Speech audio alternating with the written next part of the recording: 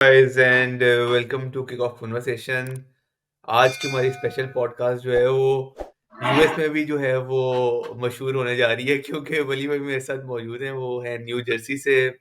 इनको हमने बड़ी मुश्किल से लिया है ऑनलाइन और क्योंकि हम इनसे जानना चाह रहे थे all the latest stuff related to Manchester United. और भाई वो ग्लेजर्स वगैरह से भी शायद मिल के आए वहां से कोई करके हैं पूरा बंदोबस्त 100% मैनचेस्टर सेल आउट जो है वो कर रहे हैं वहां से यूएस से। अब लगे हाथों गए हैं तो ओली भाई क्या हाल चाल है, क्या हो रहा है? बिल्कुल ठीक ठाक। ग्लेजर से मेरी मुलाकात हुई, जो जेब में मेरे $6 थे वो भी अब नहीं रहे हैं मेरे पास। तो मैं मैं बिल्कुल ही खाली हाथ बस वापस आने की तैयारी कर रहा हूँ। तो ये है सूरत हाल यहाँ से। बाकी टीम की सूरत हाल ये है कि आप जैसे कि आप जानते हैं कि टॉप 4 की हम बात कर रहे हैं कि अभी हम कंटेंडर हैं नहीं है। कुछ उम्मीदें बढ़ती भी नजर आ रही हैं। जब मैच जीतते हैं तो उम्मीद बढ़ जाती है, मैच हारते हैं तो उम्मीद कम हो जाती है। तो देखें, 10 मैच रहते हैं, चैलेंज तो करना चाहिए टॉप 4 को। तो हाँ ये है, बाकी आप बताएं। ये बात है। ये बात है, एवर्टन वाला मैच हम नहीं कर सके क्योंकि एवर्टन वाले मैच में एज सच कुछ था ही नहीं बिल्कुल भी। Two no mediocre teams playing against each other, जो कि दोनों, ऐसा मैं कहूंगा कि दोनों हारना चाह रही थी, दोनों जीतना उनमें से कोई भी नहीं चाह रहा था। क्योंकि I think Everton are winless इन 2024 और दिसंबर से वो विनलेस हैं। तो उनके खिलाफ अगर इस तरह से खेल के अगर आपने जीतने हैं पेनल्टीज पे तो and to be very honest Everton had a few chances in that match. तो कुछ हालात बेहतर नहीं थे यूनाइटेड के उस मैच में भी। बट अब ऑन द इंजरी न्यूज ये है कि कुछ हमें अच्छे न्यूज मिल रहे हैं। मेसन माउंट, हमें फौरन अब यकीन आ गया कि वो वाकई मैनचेस्टर यूनाइटेड प्लेयर है क्योंकि पूरे सीजन के स्टार्ट में सिर्फ ये सुना था कि उसको हमने साइन कर लिया। उसके बाद उसका कोई साइन नजर नहीं आया मैनचेस्टर यूनाइटेड में कि वो कि कहाँ है कब है।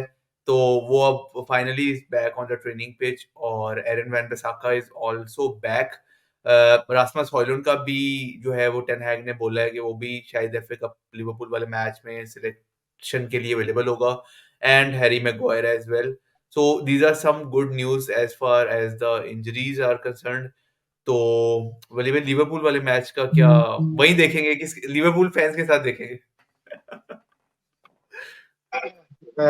देखें, मैच वैसे तो जो पिछला भी लिवरपूल का मैच हुआ था तो कुछ एक्सपेक्टेशन नहीं थी। और अभी तो मेरा ख्याल है कि पहले एफए कप में वैसे हमारा अच्छा रिकॉर्ड है, 10 विंस है हमारी, 4 ड्रॉज एंड 4 लॉसेज है अगेंस्ट लिवरपूल। तो ये एक बेहतर परफॉर्मेंस रिकॉर्ड है लिवरपूल की। बेहतर है। फिर वही वही बात आ जाती कि जो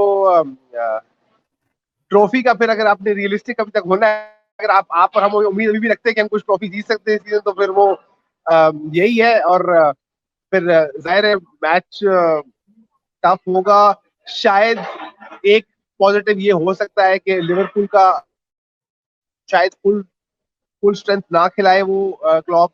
ये डिपेंड करता है वो हम्म। क्या मैच खिलाता है। लेकिन सलाह इंजर्ड रहा है काफी अरसे, उसको काफी रेस्ट मिला हुआ है। अब वो मेरे ख्याल में मुसलसल सारे मैचेस आगे जो आ रहे हैं वो खेल सकता है। तो देखिए हम्म। देखिए, कप कप गेम बहुत मुख्तलिफ होती है लीग गेम से। तो हम्म। देखिए क्या होता है। जहां तक टॉप फोर का है उसमें तो मेरा ख्याल है कि टॉटनहम का जो है ना सबसे ज्यादा इस वक्त लीग में भी और टॉप फोर में भी उनका रोल बहुत ज्यादा है क्योंकि उन्होंने अपने सीजन के लास्ट 3 मैचेस जो है वो टॉप 3 आर्सेनल, मैन सिटी और लिवरपूल के साथ खेलने हैं।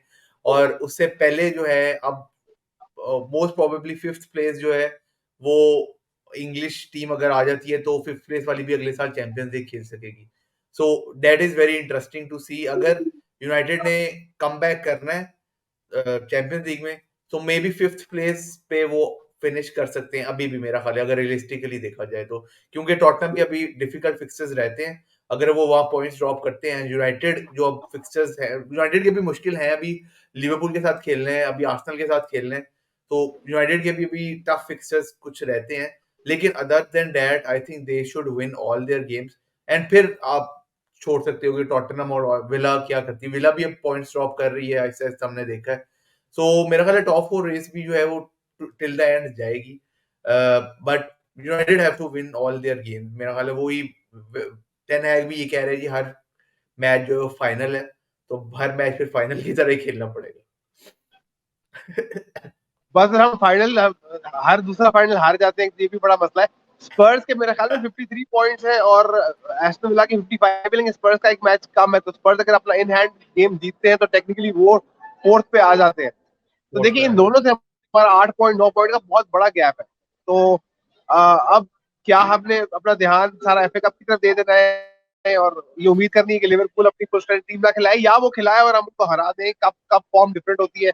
अम, हैं। लेकिन देखिए मुझे नहीं पता पीछे क्या प्लानिंग चल रही है अगले सीजन के लिए, किसको मैनेजर रखना है, क्या नहीं रखना, क्या होना है। लेकिन हमने ये बात कई महीनों से कर रहे हैं कि जो फ्यूचर है वो लीग पोजीशन ने डिफाइन करना है, वो कप ने नहीं डिफाइन करना। हाँ, कप आप जीत जाए तो वो एक अलग उसकी अलग वो बात होती है।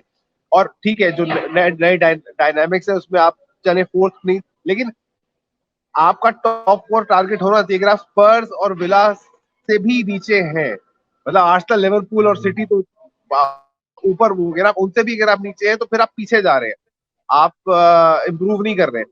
तो खैर वो बाकी बात समर की है, लेकिन मेरे ख्याल में गलती की गुंजाइश नहीं है। और जैसा कि आपने जिक्र किया, जिस तरह एवर्टन के खिलाफ खेले थे वैसे खेल के तो ना कप होना है ना लीग होना है, वो तो फिर बस खुद ही बस देखे फिर क्या होना है। चले लास्टली जो है वो मैं कॉन्ग्रेचुलेट करना चाहूंगा हमारी पूरी एमयूपीएस की जो टीम है। दे वेंट टू एवर्डन और उनको शाउट आउट मिला मैनचेस्टर यूनाइटेड के ऑफिशियल पेजेस से, on Facebook, on Instagram and all the social media in Pakistan as well, on celebrating the 10 years as a supporters club in Pakistan, which is a big achievement and a shout out to all the members of the club और जो जो जिस तरह भी involve है एमयूपीएस में, जिन्होंने start of the day one से साथ हैं। इस्माइल के इस्माइल ने जो एक ट्रेंड कायम किया पाकिस्तान में, बेसिकली फुटबॉल का ऑलरेडी कोई इतना नहीं था मैनचेस्टर यूनाइटेड से रिलेटेड, तो it is a big big news for all the Manchester United Pakistani supporters and kudos to Ismail and all the team members which have worked so hard for the last 10 years।